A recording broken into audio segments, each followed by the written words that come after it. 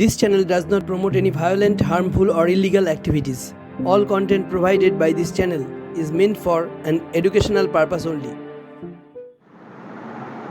নমস্কার, the PK the blogger চ্যানেলের পক্ষ থেকে আপনাদের শুভেচ্ছা জানিয়ে আজকে একটি নতুন টপিক নিয়ে ভিডিওটি করছি।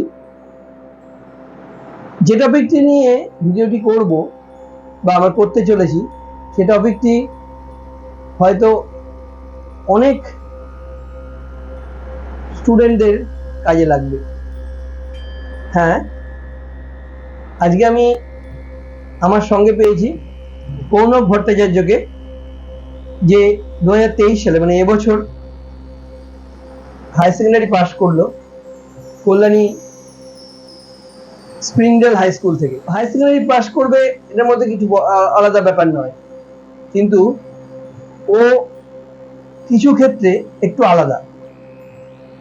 গত 3 বছর করোনার বিভিন্ন কারণের জন্য এই গ্রুপের 3 বছরের যে ছেলেপিলেরা রয়েছে, যে স্টুডেন্টরা, তাদের খুব পড়াশোনার ক্ষতিগ্রস্ত হয়েছে পড়াশোনা নিয়ে।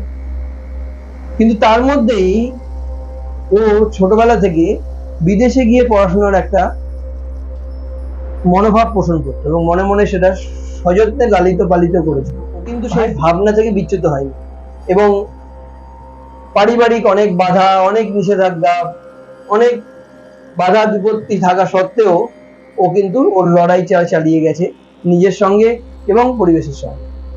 এবং তার ফলশ্রুতি আজকে ও হাই সেকেন্ডারি পাশ করার পরে ও আজকে আগামী কয়েকদিনের মধ্যে ও বিদেশে পাড়ি যাবে। এগুলো ফরেন ইউনিভার্সিটিতে অ্যাপ্লাই করেছিল। তার মধ্যে আপনারা জানেন যে এখন ন্যাটো দেশগুলোর সঙ্গে রাশিয়ার একটা যুদ্ধ চলছে এবং ডাইরেক্ট লড়াই চলছে রাশিয়া এবং ইউক্রেনের মধ্যে। তো তার মধ্যে যে সমস্ত ফরেন ইউনিভার্সিটিগুলো ও অ্যাপ্লাই করেছিল সেই ইউনিভার্সিটিগুলোর মধ্যে পোল্যান্ড, অস্ট্রেলিয়া এবং ইংল্যান্ড রেসপন্স করেছে। আমি এখনই ডিটেলসে বলবো না, আমি ওর মুখ থেকেই শুনবো ও কিভাবে গেল, কিভাবে প্রসিডিউর করলো, ডিটেলসটা শুনবো, যাতে ওর এই তথ্যগুলো পেয়ে আমরা যারা অনেকেই জানি না, অনেক স্টুডেন্টরা যারা ছোটবেলা থেকে দেশটা ঠিক করতে পারে না, যারা হয়তো বিদেশে আরো ভালো স্টাডি করতে যেতে চায়, কিন্তু তারা এবং তাদের বাবা মারাও অনেক ক্ষেত্রে বুঝতে পারে না, মধ্যবিত্ত ফ্যামিলি বা গ্রামে গঞ্জের যারা আছে তারা অনেক উপকৃত হবে বলে আমি আশা করি। তো আমরা শুরু করি ওর মুখ থেকে, কিভাবে ও এই জার্নিটা স্টার্ট করেছিল এবং কিভাবে এগিয়ে গেল। কৌনব, তুমি 2023 সালে হাই সেকেন্ডারি দিলে, পাশ করলে এবং ভালো নাম্বার নিয়ে পাশ করেছো। যদি তোমার চয়েস করার সাবজেক্ট বরাবরই ছিল কম্পিউটার, আর এনভায়রনমেন্ট রিলেটেড একটা সাবজেক্ট ছিল। কোন সাবজেক্ট ওটা?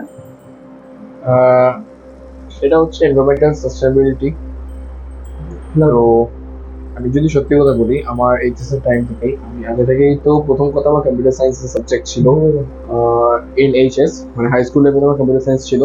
বাট আমি out of the computer science also আমি এনভায়রনমেন্টাল সাস্টেনেবিলিটি, যেটা হয়তো আমাদের দেশে এনভায়রনমেন্টাল সাস্টেইনেবিলিটি, হ্যাঁ ম্যানেজমেন্ট, হ্যাঁ অলমোস্ট লাইক যেটা প্যারিস চুক্তি অনুযায়ী 2050 সাল অবধি এক্সটেন্ড করা আছে, হ্যাঁ মানে করা আছে, তারপরে ওরা এক্সটেন্ড করবে। কিন্তু এটা খুবই সারা ওয়ার্ল্ডের জন্য খুব একটা আপকামিং সাবজেক্ট। নিশ্চয়ই, বিকজ সাস্টেনেবিলিটির ক্ষেত্রে এখনো অব্দি মানে ওয়ার্ল্ডে যা কাজ হচ্ছে এবং যতদিন এই 2050 এগ্রিমেন্ট চলবে ততদিন যা কাজ হবে, তাতে করে জব মার্কেট কিন্তু এতে অনেক আছে এনভায়রনমেন্টাল সাস্টেনেবিলিটি।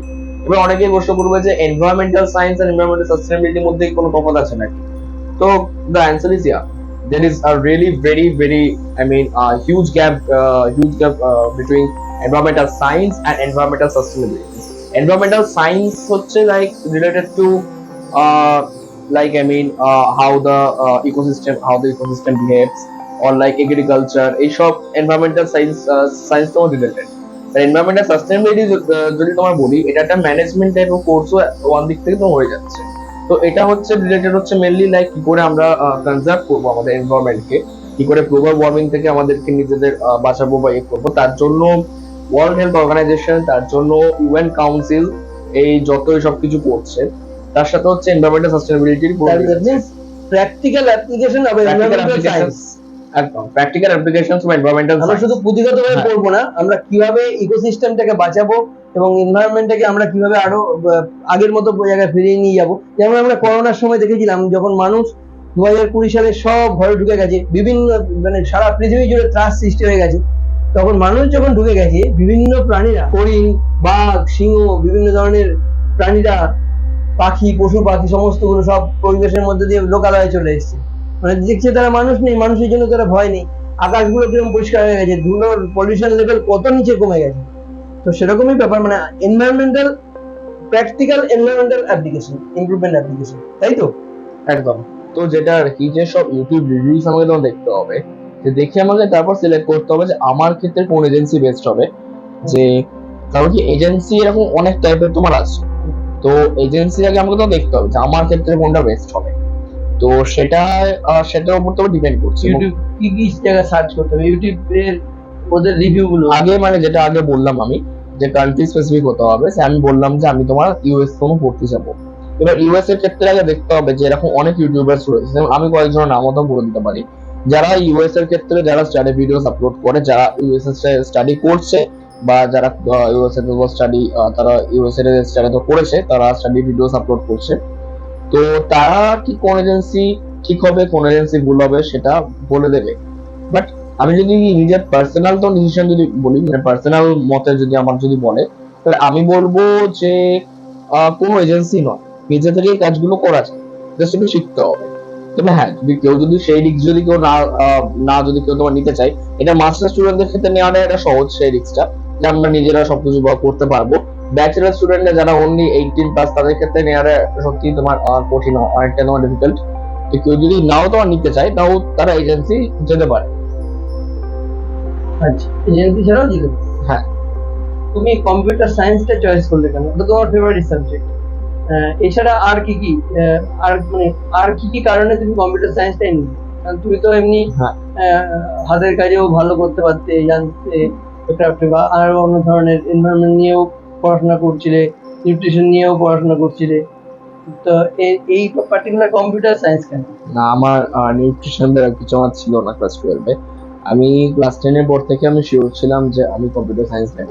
কম্পিউটার সায়েন্সকে আমি ক্লাস 10 এর পর থেকে, মানে 12 এর থেকেই, যেমন মোস্ট অফ সায়েন্স স্টুডেন্টের যেটা থাকে PCMB, physics chemistry maths biology, আমার ম্যাথস বায়োলজি ছিল না, আমি ম্যাথসের সাথে কম্পিউটার সায়েন্স তোমার নিয়েছিলাম। এই কারণে নিয়েছি বিকজ আমি জানি যে কম্পিউটার সায়েন্সে আমি ফার্দার আমি কম্পিউটার সায়েন্সেই তোমার যাবো। তার কারণ হচ্ছে একটা প্রোগ্রামিং ল্যাঙ্গুয়েজের প্রতি তোমার ন্যাক, মানে বাইরের দেশে যদি তুমি যেতে চাও, মানে বাইরের দেশে কেউ যদি তোমার যেতে চায়, তাহলে তাকে কিন্তু তার প্রায়র তোমার টিচিং শো করতে হবে যে তার সেই সাবজেক্টের প্রতি তার লাভ কিরকম, মানে সেই সাবজেক্টের প্রতি সে কি কি করে রেখেছে। আমি যদি আমার কথা বলি, আমি নিজে, আচ্ছা আমাদের স্কুল থেকে আমি শুরু করি, যদি আমি স্কুলে অ্যারাউন্ড লাইক 7 to 8 আমি HTML শিখেছিলাম, আমি নিজে থেকেই জাভাস্ক্রিপ্ট তার সাথে তোমার শিখেছিলাম। আর আমি যদি বলি class 10 during the lockdown period, আমি Python basics to Python data structure level of the শিখে নিয়েছিলাম। And it's, I mean, all from free sources like YouTube or like Udemy, Coursera like sources. Okay. And আমি class 11-12 Udemy থেকেও তুমি করেছিলে? আমি Udemy থেকেও করেছি, আমি ইউটিউব থেকেও করেছি। ইউডেমি ইউজুয়ালি একটা প্রাইস পে করতে হয় 400-500 টাকা, তো সবকিছু শিখিয়ে দিতে পারে। সেটাই। I would recommend like YouTube থেকে তোমার করা, because YouTube A everything is free and you can get handwritten notes also of anything that you want to learn. I am specifically talking about C, C and C++. আমি যেমন C and C++ আমাদের স্কুলেও ছিল, but আমি যেমন specifically C and C++ ইউটিউবের থেকে একটু শিখেছি। কয়েকজন ইউটিউবারে আমি তোমার নাম বলতে পারি। Available C2+ in YouTube also?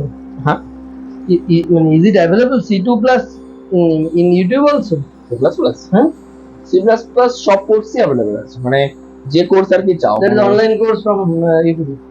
হ্যাঁ, যে কোর্সই চাও, মানে সেটা হচ্ছে কেউ যদি বলে যে আমি কালকে অ্যান্ড্রয়েড ডেভেলপমেন্ট শিখবো, তাহলে অ্যান্ড্রয়েড ডেভেলপমেন্টও अवेलेबल আছে। তো কেউ যদি বলে যে আমি বেসিক্স HTML শিখবো, সেটাও अवेलेबल আছে। তো everything is there on YouTube, and free courses like Udemy also. But Udemy যেটা পয়েন্ট হচ্ছে, Udemy এখন লাইক 500 to 700 রুপিস একটা চার্জ করছে, তাছাড়া ওরা সার্টিফিকেট তোমার দিচ্ছে না। আর দিচ্ছে। এমনি দিচ্ছে না, তাছাড়া মানে চার্জ করলে সেটা দিচ্ছে। চার্জ করলে দিচ্ছে। আর ফ্রি কোর্সেস ইউটিউবে যেগুলো আছে সেগুলো আমি বলবো তার থেকে ইউটিউবটা বেশি better. YouTube is better than that. Which is better than that? YouTube is better than Udemy. মানে ইউডেমির ফ্রি কোর্সের থেকে ইউটিউবের ফ্রি কোর্স বেশি ভালো। আমি তো বলবো যে মাসে লাইক ওই 130 রুপিস হয়তো পড়বে, একটা ইউটিউব প্রিমিয়াম জাস্ট তোমার নিয়ে রাখতে, তাহলেই সব মানে পড়াশোনা গুলো হয়ে যায়। আচ্ছা, আর্টিফিশিয়াল ইন্টেলিজেন্স বা ডেটা সায়েন্স যারা পড়তে যায় তাদের জন্য তোমার কি সাজেশন? ডেটা সায়েন্স বা আর্টিফিশিয়াল ইন্টেলিজেন্সের ক্ষেত্রে মানে আমি কোন কোন বিষয়ে স্ট্রং হওয়া দরকার নিশ্চয়ই। ভবিষ্যৎ মানে ফিউচার অ্যাসপিরেন্টদের জন্য? হ্যাঁ, which subject will be better মানে to study and which will be much more stronger to be নিশ্চয়ই। আর্টিফিশিয়াল ইন্টেলিজেন্স যদি বলি আমি, যে আমি কেন আর্টিফিশিয়াল ইন্টেলিজেন্স, আমিও পেয়েছিলাম আর্টিফিশিয়াল ইন্টেলিজেন্সে আমার সেম ইউনিভার্সিটি থেকে, বাট আমি ওই দিকে তোমার যাইনি। আমার কাছে অফার লেটার ছিল, বাট আমি তোমার যাইনি। বিকজ আর্টিফিশিয়াল ইন্টেলিজেন্সে একটা স্ট্রং ম্যাথামেটিক্সের হোল্ড লাগে। আর্টিফিশিয়াল ইন্টেলিজেন্সের ক্ষেত্রে মেনলি স্ট্যাটিস্টিক্সের একটা স্ট্রং হোল্ড লাগবে। তো যারা এবং বলছি যারা সেই প্রোগ্রামিং ল্যাঙ্গুয়েজ যারা তোমার জানে না, বাট তাদের স্ট্যাটিস্টিক্স হাই স্কুলে ছিল, বা যারা মানে তারা স্ট্যাটে আর কি তারা বেশি ভালো আর কি আছে, যারা স্ট্যাট খুব ভালো করতে পারবে, তারা অবভিয়াসলি এআই নিতে পারে। Because AI is a future of jobs, and AI তে অনেক জব আসবে। মানে এআই তে জব আসবে বলছে আমি, মানে এআই কে করার জন্য যে জব তোমার রয়েছে সেরকম অনেক জব আসবে, বাট তার জন্য স্ট্যাটিস্টিক্সও ভালো হতে হবে। আমার এই ম্যাথসের বিষয়টা উইক ছিলাম, যদি আমার কথা যদি বলি, তো ওই জন্য আমি যাইনি। আর অন্যদিকে যদি বলি তোমার, অন্যদিকে যদি ডেটা সায়েন্সের ক্ষেত্রে বলি, স্ট্যাটিস্টিক্স তো ওইখানেও লাগবে, তার সাথে ওখানে ইন্টিগ্রেশন আর ডিফারেন্সিয়েশন আই মিন ক্যালকুলাসে খুব ভালো স্ট্রং থাকতে হবে ক্যালকুলাসের ক্ষেত্রে। তো ওখানে ক্যালকুলাসটা খুব ভালো তোমার থাকতে হবে। ক্যালকুলাস যদি খুব ভালো না হয়, তাহলে ডেটা সায়েন্সও খুব ভালো করে আর কি হবে না। এটাই হচ্ছে ব্যাপার। আইএলটিএস তুমি কভার দিয়েছিলে? আমি আইএলটিএস আমি 2বার দিয়েছি। আচ্ছা, কিরকম স্কোর হয়েছিল তোমার? আমার প্রথমবার আমার আচ্ছা, এটা নিয়ে একটু বলো, পরীক্ষার পদ্ধতিটা তো তুমি একটুখানি বলো। পেপারগুলো তুমি তো 2বারই কম্পিউটারে দিয়েছিলে। আমি 2বারই সিলেবাস দিয়েছি। তার ওই প্র্যাকটিক্যাল সিচুয়েশনটা একটু বলো। তো মোটামুটি আমরা এনভায়রনমেন্টাল সায়েন্সের অ্যাপ্লিকেশনটা বুঝলাম, যেটা নিয়ে এনভায়রনমেন্টাল সাস্টেনেবিলিটি ম্যানেজমেন্ট, যেটা নিয়ে বিদেশে এখন খুব মাথামাতি, মানে খুব ডিমান্ড, যেটা এখনো ইন্ডিয়াতে সেভাবে গড়ে ওঠেনি, হয়তো পরে উঠবে, কারণ এখন ফরেন যা ভাবে যে সেটা নিয়ে পরে ইন্ডিয়াতে আসে। এনিওয়ে, আচ্ছা, আমাকে একদম from the beginning, very beginning of your backup of your mind আমি চলে যাচ্ছি। ফরেন স্টাডি করতে যাওয়ার ভাবনাটা তোমার কখন থেকে আসে? সো এটাতে অনেকটা মানে আর কি একটু কমপ্লিকেটেড স্টোরি আছে। আমি যে স্টাডি অ্যাব্রড করব, যে আমি যে এই যে ফরেন স্টাডি করো তাকে বলা হয় হচ্ছে স্টাডি অ্যাব্রড, যে অ্যাব্রড আমি স্টাডি করব, এটা আমি অনেক আগের থেকেই ভেবে রেখেছিলাম। মানে এটা যদি সত্যি কথা বলি, মিড অফ দ্য ক্লাস 10 আমি আমার রিয়েলাইজেশন হলো যে ইন্ডিয়াতে যা কম্পিটিশন আছে তাতে মানে লাইক 97% 98% পেয়েও কেউ আইআইটি তে কেউ তোমার ঢুকতে পারছে না তার প্রেফারেবল কোর্সে। তো এইরকম কম্পিটিশন এইরকম কম্পিটিশনে আমি কোন জায়গায় তোমার দাঁড়াতে পারবো ইন্ডিয়াতে। তো তখনই আমি ঠিক করে রেখেছিলাম যে আমি হয়তো যে আমি এরপরে আমি স্টাডি অ্যাব্রড করব। আমি আমার এইচএস এর পর আমি স্টাডি অ্যাব্রড করার যে এক্সামস গুলো রয়েছে সেগুলো আমি ইন ডিটেলসে পরে বলছি, যেমন এসএটি, এসিটি, এগুলো কিছু এক্সামস আছে যেগুলো তোমার দিতে হয়। হ্যাঁ, এগুলো আমি তোমার দেবো। বাট পরে অনেক বাধার সম্মুখীন আমার হতে হয়েছে। যে প্রথমে তো সবারই এটা আসবে, এটা একদমই মানে সত্যি কথা, যেটা সবার আসার, যে ফ্যামিলি রেজিস্ট্যান্স, যে ফ্যামিলির থেকে স্টাডি অ্যাব্রডে যে বাইরে পড়ার জন্য ফ্যামিলি মানবে না এটা। তো মিডল ক্লাস ফ্যামিলি এবং লোয়ার মিডল ক্লাস ফ্যামিলি, বিশেষ করে মিডল ক্লাস ফ্যামিলি এবং লোয়ার মিডল ক্লাস ফ্যামিলি। আর যদি আমি আমার কথা বলি, আমি নিজেও একটা মিডল ক্লাস ফ্যামিলি থেকে আসছি। তো আমি মানে কোনো আম্বানি বা টাটা এর থেকে আসছি না, বলছি আমি so middle class family. But আমি যদি সত্যি কথা বলি, স্টাডি অ্যাব্রডে মিডল ক্লাস ফ্যামিলি কিন্তু অনেক তোমার যায়, বাট অনেক আবার তার কম্পারিজনে কিন্তু অনেকে আবার তোমার যায়ও না। মানে লাইক 4:1 তোমার রেশিও আর কি হয়, যে হয়তো 5খানা ফ্যামিলির মধ্যে 4খানা ফ্যামিলি হয়তো যাচ্ছে না, বাট একখানা ফ্যামিলি কিন্তু মানে যাচ্ছে, তার থেকে তাদের সন, তাদের সান থেকে তোমার ডটার। সো এটা ফার্স্টে আমার অনেক স্ট্রাগল এসেছিল। ফার্স্টে তোমার রাজি করানো, তারপর হচ্ছে ইউনিভার্সিটি চয়েস করা, কোন কান্ট্রি যাবো বাজেট ওয়াইজ সেগুলো চয়েস করা, কোর্স আমার চয়েস করা। এবার এসবের মধ্যে অনেক স্ট্রাগল রয়েছে। তো এটা একরকম আমরা এই ডিটেইলে তোমার বলবো। মানে সেটা কোন বয়স থেকে তুমি ভাবছো? তুমি কি at the age of 16, so when I was মানে in মাধ্যমিক যখন পাস ক্লাস 10 এ যখন উঠেছো class 10 এর মিডে, তখন থেকেই তোমার হ্যাঁ, মনের মধ্যে ভাবনা? আমি ক্লাস 10 এর মিডে বলতে গেলে প্রথম আমার একটা ভাবনা এসেছিল জুলাই আগস্টের দিকে।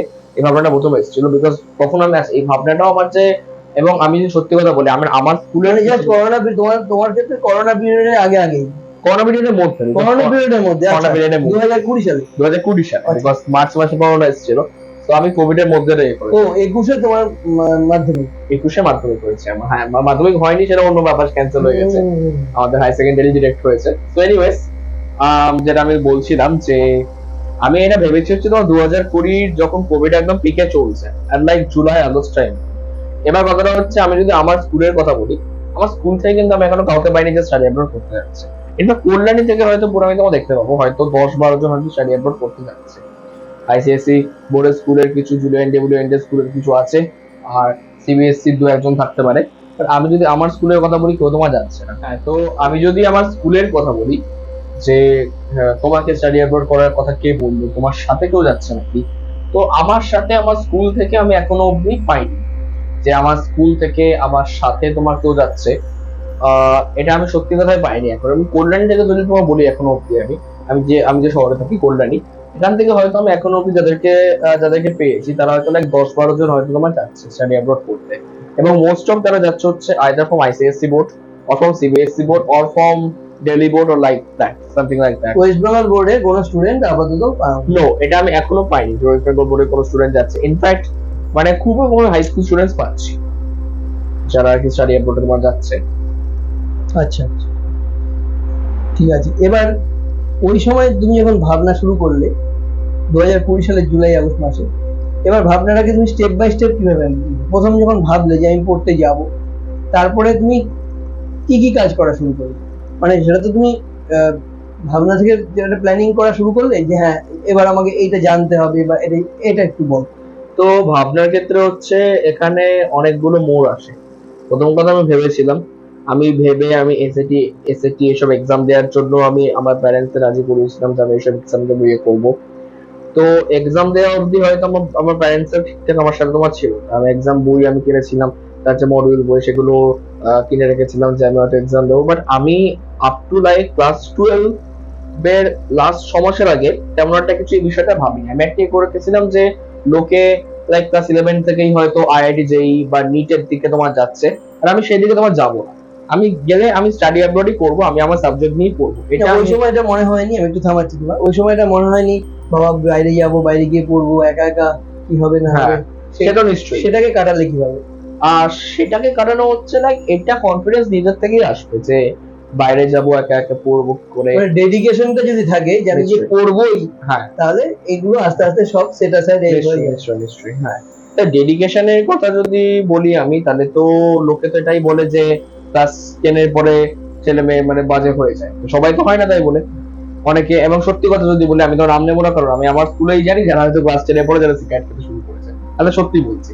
তাই বলে আমি তো খাচ্ছি না, তাই বলে অন্য কেউ তো খাচ্ছে না, তারপরে তো সবাই যে বাজে হবে তার তো কোনো ইয়ে নেই না। তো এটা একটা ম্যাটার আছে। তো এটা তোমার উপর ডিপেন্ড করছে তুমি কি করছো। তো that completely depends upon you, that which path you are choosing, which path, and what will be your goal, what is your ultimate destination. This everything depends upon you. এই সবকিছু তোমার উপর depend. That means we have one has to focus your own for his own dedication. আমাকে এটা করতে হবে, তার জন্য যা যা বাধা আসবে, বিঘ্ন আসবে, প্লাস পয়েন্ট মাইনাস পয়েন্ট আমাকে করতে হবে। that is called SWOT analysis, strength, weakness, traits and কিভাবে তৈরি হলো এবার বলো। এবার স্টেপ বাই স্টেপ বলো কিভাবে তৈরি। মানে প্রথমে বলো এটার পরে তো তুমি তো বললে পরের দিকে হায়ার সেকেন্ডারি 6 মাস আগে তুমি পড়াশোনাগুলো শুরু করেছো সেভাবে, মানে ডেডিকেটেডলি। সেক্ষেত্রে বই কিছু কিনেছিলে? বই বলতে গেলে আমি যদি বলি এবার আমি তাহলে এক্সাম ব্যাপারে তোমাকে বলছি। প্রথমে আগে বইয়ের ব্যাপারটা পরে বলছি, কি কি এক্সাম দিতে হয়। আচ্ছা, এক্সামের ক্ষেত্রে যদি বলি আমি, তাহলে এক্সামের ক্ষেত্রে হচ্ছে প্রথমে দিতে হয় হচ্ছে একটা ইংলিশ টেস্ট তোমার দিতে হয়, যে তুমি যে ইংলিশ জানো তার কি প্রুফ আছে। সেটা কি হোল ওয়ার্ল্ডেই ইংলিশ জানাটা টেস্ট দিতে হয়? সেটা হোল ওয়ার্ল্ডেই তোমার দিতে হয়। আচ্ছা, এখানেও কিছু কিছু ছাড় আছে, যে সে তোমার যদি ক্লাস 12-এ তোমার যদি মোর দ্যান 85 তোমার যদি ইংলিশে তোমার আসে, তাহলে তোমাকে হয়তো ওই টেস্টটা তোমাকে হয়তো মানে ওভারলুক একদম করে যাচ্ছে। বাট ইউজুয়ালি মানে 85 এর উপরে এলেও ইউনিভার্সিটিজে কিছু মানে ইয়ে থাকে যে তোমাকে এই টেস্টটা তোমার দিয়ে আসতে হবে। বাট কি ইংলিশ টেস্ট, ইংলিশ তোমার দুটো হয়, একটা হয় হচ্ছে আইএলস, আর একটা হয় হচ্ছে তোমার টয়েফেল। এই দুটো হচ্ছে মেইন ইংলিশ টেস্ট এখন যেটা হয়। আরেকবার নামটা বলো। একটা হচ্ছে আইএলস, যার ফুল ফর্ম হচ্ছে ইন্টারন্যাশনাল ইংলিশ ল্যাঙ্গুয়েজ টেস্ট। এটা কেমব্রিজ কন্ডাক্ট করে পুরো ওয়ার্ল্ডে। ইন্টারন্যাশনাল ইংলিশ ল্যাঙ্গুয়েজ মানে IELTS। আচ্ছা। হ্যাঁ, একটা হচ্ছে আইএলস আর একটা হচ্ছে তোমার টয়েফেল। হ্যাঁ, টয়েফেল। টয়েফেলটা ইউএস গভর্নমেন্ট আর কি তোমার কন্ডাক্ট করে টয়েফেলটা, এবং টয়েফেলটা মেনলি আর কি ইউনাইটেড স্টেটসে আর কি মেনলি ওটা মানে যারা তোমার যায় তারা আর কি মেনলি ইউনাইটেড স্টেটস এর জন্য আর কি তোমার যায়, যারা টয়েফেল যারা তোমার দেয়। আইএলসটার ক্ষেত্রে পুরো ওয়ার্ল্ডে কিন্তু এটা মানে ভ্যালিড তোমার আছে। অনেক ইংলিশ টেস্ট রয়েছে, তার মধ্যে আইএলস একটা one of the greatest English test, যেটা লাইক মোর দ্যান 100 ইয়ার্স অব্দি তোমার হচ্ছে তোমার আইএলসটা। এবং কেমব্রিজ এটাকে ফার্স্টে এই আইএলসটা কেমব্রিজ ফার্স্টে নেওয়া দেওয়া শুরু করেছিল। কেমব্রিজের পর এখন ব্রিটিশ কাউন্সিল এটা তোমার কন্ট্যাক্ট করে, আর তার সাথে আর একটা অস্ট্রেলিয়ান কোম্পানি আইডিপি, এরাও আর কি এদের সাথে আর কি তোমার আছে। তো আইডিপিও কি আলাদা পরীক্ষা কন্ডাক্ট করে? না, আইডিপি আলাদা কোনো পরীক্ষা কন্ডাক্ট করে না। আইডিপি জাস্ট ব্রিটিশ কাউন্সিল থেকে ওদের রাইটটা নিয়ে রেখেছে যে তুমি হয়তো যেখানে ব্রিটিশ কাউন্সিল যেখানে সেন্টার করতে পারছে না, সেখানে আইডিপি সেন্টার করে। তো ব্রিটিশ কাউন্সিল আর আইডিপি এরা মিলে আইএলটিএস এর এটা করে। হ্যাঁ, আইএলটিএস এর অ্যাফিলিয়েশনটা করে। হ্যাঁ, অ্যাফিলিয়েশন আর কি আছে, এরকম মাল্টিপল কোম্পানিজ ইন্ডিয়াতে এই দুটো আছে। অন্যান্য জায়গায় ব্রিটিশ কাউন্সিল ছাড়া এরকম মাল্টিপল কোম্পানিজ আছে, ইন্ডিয়াতে এই দুটো আছে, আইডিপি আর ব্রিটিশ কাউন্সিল। তো আইএলস যদি কেউ তোমার দিতে চায়, তাহলে কেউ সে আইদার সে তাকে ব্রিটিশ কাউন্সিলে দিতে হবে, ওর তাকে আইডিপি তে গিয়ে তাকে তো দিতে হবে। এবার আইএলস দুটো টাইপের হয়, কেউ যদি পড়ার জন্য চায় তাকে দিতে হবে হচ্ছে একাডেমিক আইএলস, আর কেউ যদি ফর ওয়ার্ক চায়, যে কেউ স্টাডি পারমিটে যাচ্ছে, তাকে দিতে হবে হচ্ছে general IELTS, academic and general. এই দুটো সিলেবাসও একটুখানি তফাৎ আছে, এই দুটোর মানে অনেক জিনিসই এগুলোর মধ্যে ডিফারেন্স আছে। সো এটা হচ্ছে একটা মেইন এক্সাম যেটা তোমাকে দিতে হবে। নমস্কার বন্ধুরা, IELTS ও টয়েফেল এবং এরকমই বিভিন্ন পরীক্ষার খুঁটিনাটি নিয়ে বিশদে জানতে আপনারা চোখ রাখুন আমার পরের ভিডিওটিতে, যেখানে এইসব পরীক্ষা দিতে গিয়ে কী প্রস্তুতি এবং সমস্যার সম্মুখীন হতে হয় এবং তার সহজ সমাধানও করে ফেলে লক্ষ্যে অবিচল থেকে এগিয়ে যাওয়া যায় সে ব্যাপারে প্র্যাকটিক্যাল অভিজ্ঞতা জানতে পারবেন। আর একসাথে একটি ভিডিওতেই পুরো প্রসেসটা বলা যেত, সেক্ষেত্রে ভিডিওটি অনেক দীর্ঘায়িত বা লেন্দি হয়ে পড়তো। তাই সকলের সুবিধার কারণে the total case study has been divided into 2 parts, part A and part B. আপনাদের কারো কোনো প্রশ্ন থাকলে বা জানার কিছু থাকলে যা এখানে আলোচনা করা হয়নি হয়তো বা মিস হয়ে গেছে, সেগুলো নির্দ্বিধায় বা উইদাউট হেজিটেশন কমেন্ট বক্সে করতে পারেন। প্রতিটি প্রশ্নের যথাযোগ্য উত্তর দেওয়ার চেষ্টা করব। কাইন্ডলি ভিডিওটি অ্যাটেন্টিভলি ওয়াচ করুন, you will get the most of your answers. ভিডিওটির পার্ট 2 পর্বে, অর্থাৎ আমার এই ভিডিওটির পরের পর্বে সমস্ত পরীক্ষা পদ্ধতি, একজন অ্যাসপিরেন্টের প্রাক প্রস্তুতি বা অ্যাডভান্স প্রিপারেশন এবং অন্যান্য বিভিন্ন টেকনিক্যাল ব্যাপার নিয়ে বিশদে আলোচনা করা হয়েছে এবং প্র্যাকটিক্যালি কী কী সমস্যার সম্মুখীন হতে হয় সেই ব্যাপারেও বলা হয়েছে। আশা করি আপনাদের সমস্ত প্রশ্নের উত্তর দুটো ভিডিওর মধ্যেই পেয়ে যাবেন। ভালো থাকুন, সুস্থ থাকুন।